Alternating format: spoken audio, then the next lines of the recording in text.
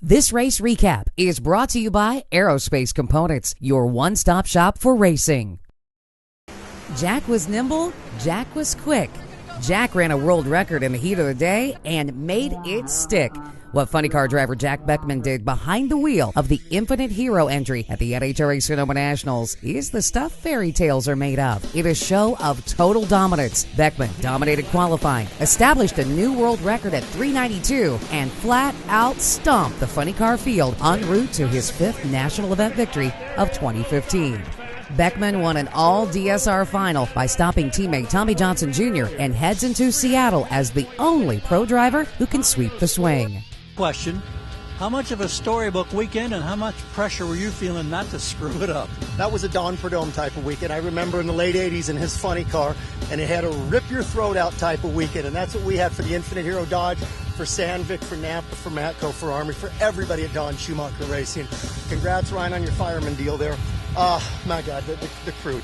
And having our teammate in the winners, or in the final round with us, we knew Don couldn't lose. Meeting in the Top Fuel final round was a pair of drivers who graduated to the fuel ranks from the Pro Stock division, one on 2 and the other on 4. Former Pro Stock bike racer Antron Brown secured the second leg of a Don Schumacher Racing double-up as he also won from the number 1 qualifying position. In scoring his 5th victory of the season, Brown beat first-time Top Fuel finalist Dave Connolly, who started the day from the number 2 spot.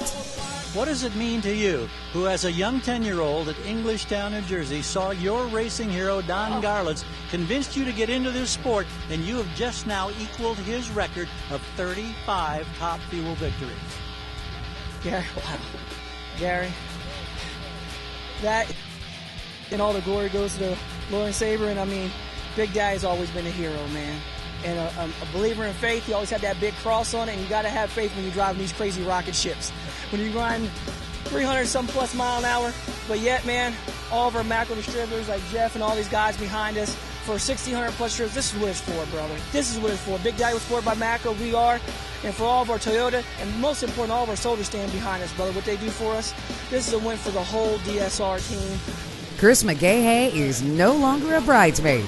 In his 5th trip to an NHRA Pro Stock final, the Odessa, Texas-based driver sealed the deal as he beat Jonathan Gray in the final round. McGahey scored his monumental victory in winning from the number 1 qualifying spot. You've been chasing this for a time, and now you finally achieved it. What's the journey been like? 30 years my family's been trying to win one of these. Over 30 years.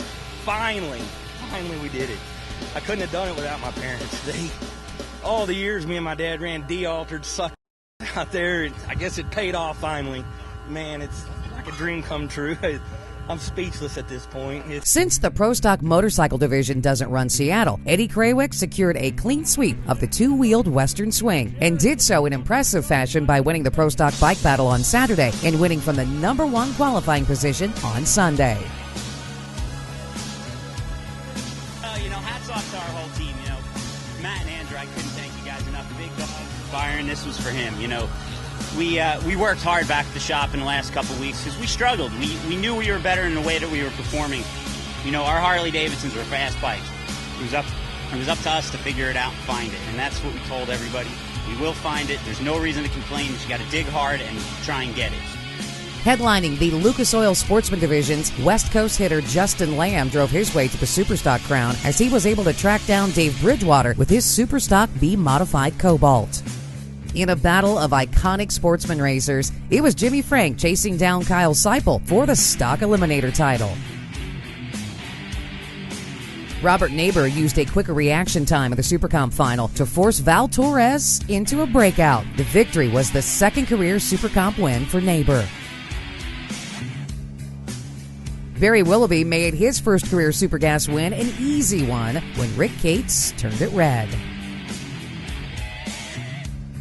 After losing the Stock Eliminator final, Kyle Seipel redeemed himself in Top Dragster by taking down Dean Hall in the final round.